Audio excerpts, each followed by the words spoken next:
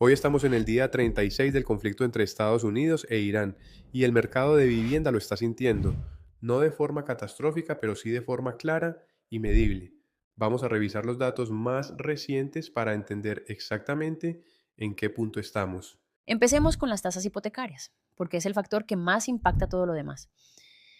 Desde que comenzó el conflicto con Irán, las tasas hipotecarias subieron durante 5 semanas consecutivas. Partieron desde un mínimo de 5,99% y llegaron hasta un máximo de 6,64%. Desde entonces han bajado un poco. Al cierre de la semana pasada, la tasa promedio estaba en 6,45% y los datos de bloqueo de tasas del fin de semana mostraron 6,51%. Para poner esto en perspectiva, en el pasado tasas por encima del 7% eran las que realmente frenaban el mercado. En 2026 todavía no hemos llegado a ese nivel. La zona más favorable para el mercado ha sido por debajo de 6,25%. Mientras las tasas se mantengan entre 6,25% y 6,64%, el mercado se desacelera, pero no se detiene. Mientras más dure este conflicto, más problemático se vuelve para la economía. Los precios del petróleo no bajan de un día para el otro. Los buques cisternas son barcos grandes y lentos y el suministro de energía no se puede ajustar rápidamente. Eso es algo que hay que tener muy presente. Ahora hablemos del rendimiento del bono del Tesoro a 10 años, porque ese número es el que más directamente influye en las tasas hipotecarias. Algo interesante está pasando. El precio del petróleo ha seguido subiendo, especialmente después del discurso muy directo del presidente Trump a la nación. Sin embargo, el rendimiento del bono a 10 años no siguió al petróleo hacia arriba. Durante la semana pasada, ese rendimiento nunca superó 4,48%, que es el máximo del año hasta ahora. ¿Por qué? Porque el mercado de bonos no está tan atado al precio del petróleo como a la política de la Reserva Federal. Pareciera que el mercado está anticipando que se va a llegar a un acuerdo y está posicionándose en consecuencia. Esa es una señal que hay que seguir de cerca. Pasemos a las ventas pendientes semanales, que son uno de los indicadores más importantes para medir la salud del mercado. Hasta la semana pasada teníamos una racha de 6 semanas consecutivas con crecimiento comparado con el año anterior. Esa racha se rompió. Las ventas pendientes semanales sí crecieron comparado con la semana anterior, pero el crecimiento comparado con el mismo periodo de 2025 fue negativo por primera vez en varias semanas. Los números. En 2026 se registraron 70,676 ventas pendientes. En el mismo periodo de 2025 fueron 72,191, una caída pequeña, pero que rompe la tendencia positiva que veníamos viendo. Esto no es una alarma, pero sí es una señal de que las tasas más altas están empezando a tener efecto. Las tasas por encima de 6,64% son las que realmente empiezan a impactar este dato. Todavía no estamos ahí de forma sostenida, pero estamos cerca del límite. Ahora bien, hay otro dato que muestra una imagen más completa, el total de ventas pendientes acumuladas.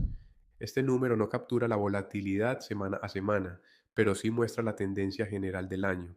El total de ventas pendientes la semana pasada fue de 380.914 en 2026, comparado con 367.777 en 2025. En términos acumulados, 2026 sigue por encima de 2025. Eso significa que, a pesar de la turbulencia reciente, el año en su conjunto todavía está mostrando más actividad que el año anterior. Eso es una buena señal.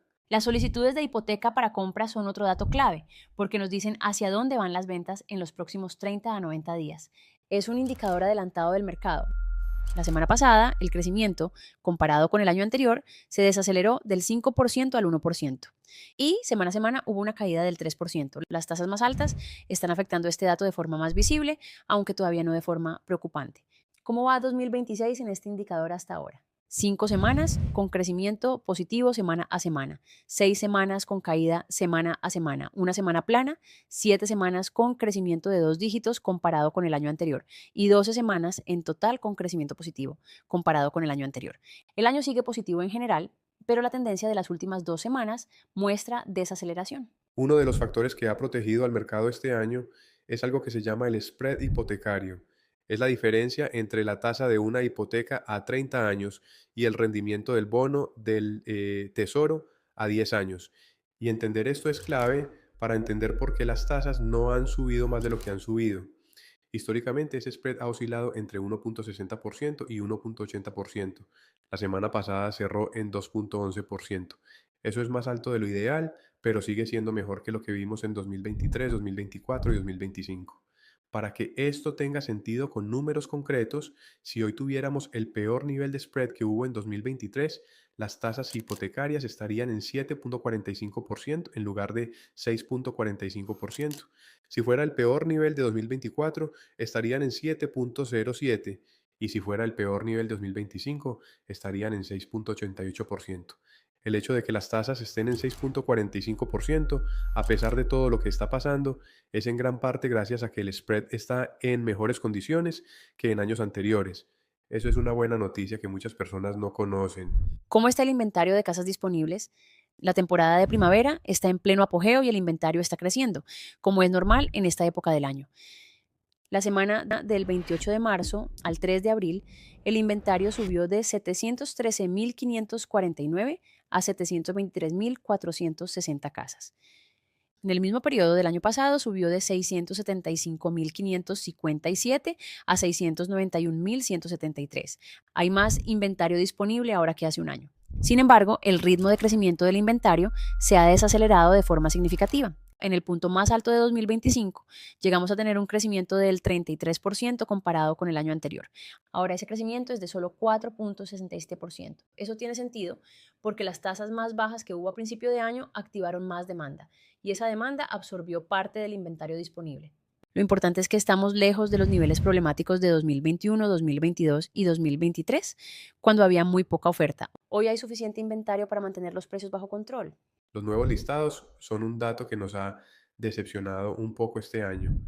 La semana pasada los nuevos listados fueron negativos comparado con el año anterior. En 2026 se registraron 70.191 nuevos listados. En el mismo periodo de 2025 fueron 71.777. El objetivo es llegar a un rango de entre 80.000 y 100.000 nuevos listados por semana durante los meses de mayor actividad estacional. En este momento parece cada vez menos probable que lleguemos a ese nivel este año. Para poner esto en contexto, durante la crisis de la burbuja inmobiliaria, los nuevos listados llegaban a estar entre 250.000 y 400.000 por semana. Hoy estamos muy lejos de esos niveles problemáticos, pero también por debajo de lo que sería un mercado completamente saludable. Finalmente, hablemos de las reducciones de precio. Normalmente, alrededor de un tercio de las casas en venta tienen alguna reducción de precio antes de cerrar. Cuando las tasas y el inventario suben juntos, ese porcentaje sube también. El porcentaje de propiedades con reducción de precio la semana pasada fue de 34.44% en 2026, comparado con 35% en 2025. Sigue por debajo del año anterior, lo que indica que los vendedores todavía no están siendo presionados a bajar precios de forma masiva. Pero si las tasas suben y se mantienen altas por más tiempo, ese porcentaje podría subir. ¿Qué viene esta semana? El conflicto con Irán sigue siendo el tema central.